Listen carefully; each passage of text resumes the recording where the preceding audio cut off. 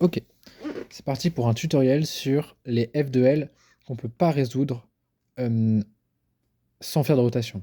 C'est-à-dire qu'une f de L normale, on peut la résoudre avec des R, des U ou des L, sans aucune rotation pendant la paire, avec des rotations avant ou après. Mais pas certaines, et donc voici comment les résoudre simplement, pour les solveurs intermédiaires. Donc ici, on peut faire des f move avec ça, ça, ça. Ou alternativement, on peut faire une rotation, puis une deuxième rotation, mais c'est moins bien. C'est pareil pour celui-là. Cette fois-ci, au lieu d'être à droite, le blanc est devant. On le met à droite. On va faire ça, puis des F-move. Et donc, on peut aussi faire ça, puis une rotation. Mais c'est un peu moins bien.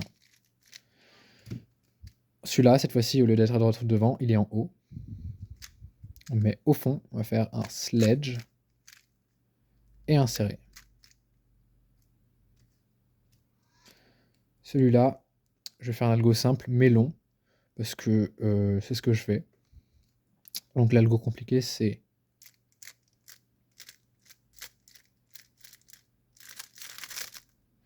sinon, on peut juste faire, on sort en séparant les deux, rotation. Voilà. Pour l'autre, donc cette fois-ci, c'est pas devant mais à droite. Pareil, on a un algorithme compliqué. Je remontre.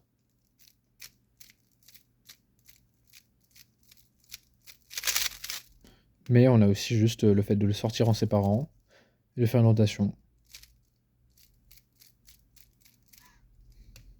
Et enfin, pour le dernier, en bas, au lieu de à droite ou devant, là c'est simple, on va juste faire un sledge et résoudre ce cas avec R, U', R', U, R, E', R', U2, R, E', R'. Mais bien sûr, c'est pas si simple que ça. Par exemple, ça c'est les cas normaux, où les pièces sont dans leur propre slot ou en haut. Mais ce cas aussi ne peut pas être résolu avec uniquement des R, des U et des L, parce que la pièce est misorientée. Par exemple, ce qu'on serait obligé de faire, c'est un sledgehammer. Donc, U' sledgehammer, U2, insertion. Par exemple.